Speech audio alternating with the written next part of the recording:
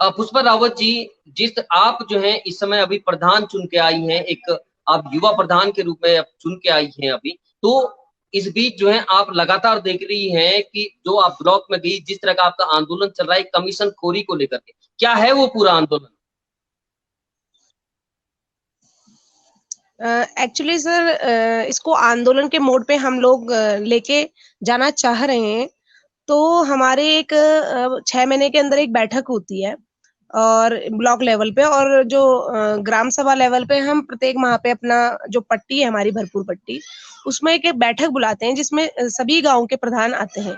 तो उसमें एक डिस्कशन हुआ था जिसमें सबसे बड़ी मेजर समस्या जो प्रधान के सामने एक चुनौती बन के उभरी, वो थी एक कमीशन खोरी। 20% और 15% जो जिसे कहते हैं। तो वो सबसे बड़ा चैलेंज प्रधानों को लगा कि इससे कैसे निपटें।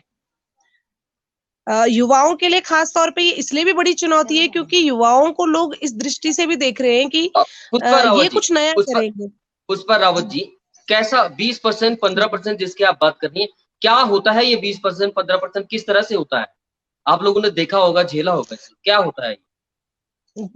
जी, इस प्रकार का होता है कि कोई भी हमारी ग्राम सभा में जो प्रस्ताव बनते हैं, राज्य वित्त के बनते हैं और मनरेगा के बनते हैं, तो उसमें पहले से ही ब्लॉक बोलता है कि हमको 15% और 20% हमें चाहिए।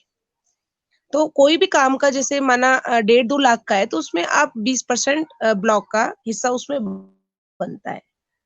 तो इस तरीके से ये है।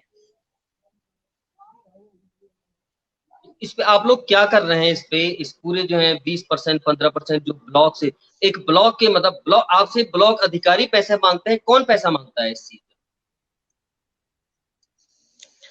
ये तो सर बड़े-बड़े सभी लोगों का वो है जो नीचे स्तर पे इनके लोग होते हैं और हुँ, वो इस तरीके की बात इनडायरेक्टली हमसे बोल देते हैं, डायरेक्टली नहीं बोल पाते हैं।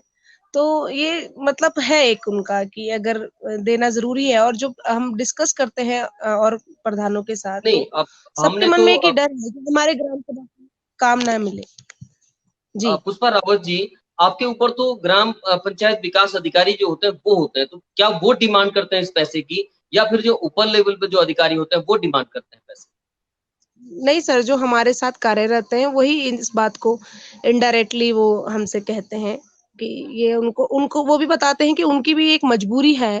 अच्छा, वो बोलते हैं कि अगर हम उनकी भी ये मजबूरी है, वो ब्लॉक लेवल पे माँगते हैं। तो जब उनसे जब हुँ, बात हुई तो उन्होंने ये बताया है कि इसमें बड़े अधिकारियों का कोई रोल नहीं है, तो शायद ये भी उनकी एक मजबूरी होगी, किसी का नाम वो खुल के नहीं ले पाते हैं। अच्छा 15 से 20% जो तो पैसा कहीं जा न रहा है मान कहीं जी, जी, जी, बताएँ। जी, जी, पुष्पा रावत जी, जी, उनकी मजबूरी है मतलब ये। हाँ, तो हाँ, ये बिल्कुल मजबूरी है सर, ये लगा लीजिए ये मजबूरी उनकी भी है और प्रधानों को मजबूर होना पड़ता है कि अगर वो आवाज़ उठाते हैं, तो उनके नहीं ग्राम का जो गाँव का विकास है, वो कहीं न कहीं रुक ना जाए, वो गाँव के विकास के कार्य कहीं उनका रोड़ा ना अटका दिया जाए। तो इसलिए वो भी पुष कहीं न कहीं डरते हैं कि जो प्रधान पहले बोलेगा, तो उसके गाँव का काम रोका ना जाए।